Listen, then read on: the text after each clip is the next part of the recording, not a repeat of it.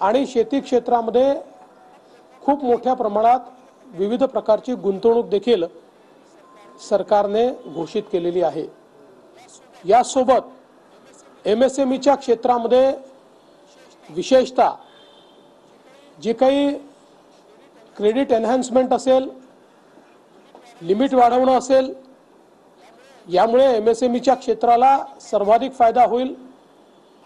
आपल्या एकूण उत्पादन क्षेत्राच्या 36% एमएसएमईचं क्षेत्र पण सर्वाधिक रोजगार देणारं क्षेत्र आहे, त्याचा विशेष फायदा होणार आहे।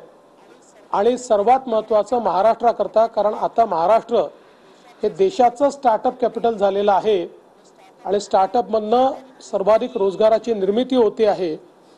त्या स्टार्टअप करता 20 कोटी रुपयापर्यंत त्या ठिकाणी जी काही क्रेडिट लिमिट तयार करण्यात आलेली आहे, याचा आमच्या नवतरुणांना आणि स्टार्टअप्सला खूप मोठ्या प्रमाणात फायदा होणार आहे। इन्फ्रास्ट्रक्चरच्या क्षेत्रामध्ये नवीन इन्फ्रास्ट्रक्चर पाइपलाइन तयार करण्यात आलेली आहे।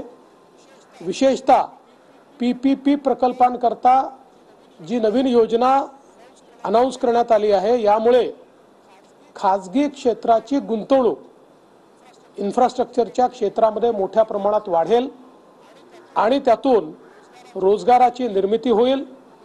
त्यासोबत ॲसेट मॉनिटायझेशनचं जो नवीन फ्रेमवर्क आहे, त्यामुळे निश्चितपणे ज्या ॲसेटमध्ये गुंतवणूक केली आहे त्यातनं पैसा रिअलाइज होणं आणि तो दुसरीकडे डिप्लॉय करणं, याला एक मोठी चालना मिळणार आहे।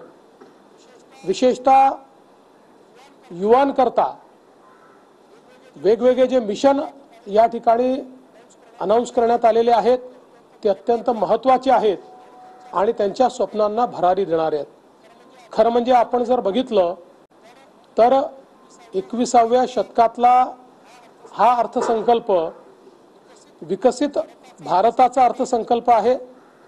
भारताला गतीने पुढे नेणारा अर्थसंकल्प आहे आणि भारत हा प्रगल्भ अर्थव्यवस्थेकडे चाललेला आहे आणि त्यासोबत सर्वसमावेशक अर्थव्यवस्थेकडे चाललेला आहे। या दोन्ही गोष्टी या अर्थसंकल्पातनं आपल्याला पाहायला मिळतात।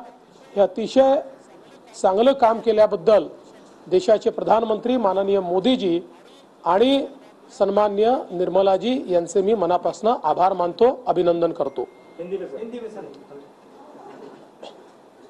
आदरणीय प्रधानमंत्री मोदी जी के नेतृत्व में हमारी फाइनेंस मिनिस्टर निर्मला सीतारमण जी ने एक बहुत ही जबरदस्त इस प्रकार का बजट पेश किया है। विशेष रूप से इसको हमारे मध्यम वर्ग के लिए ड्रीम बजट कहा जा सकता है।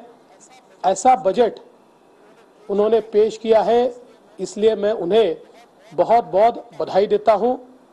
विशेष रूप से इनकम टैक्स का एग्जम्पशन स्लैब जिस प्रकार से परिवर्तित किया गया है और 12 लाख रुपए तक कोई इनकम टैक्स नहीं लगेगा, ये जो घोषणा है ये निश्चित रूप से एक मील का पत्थर भारत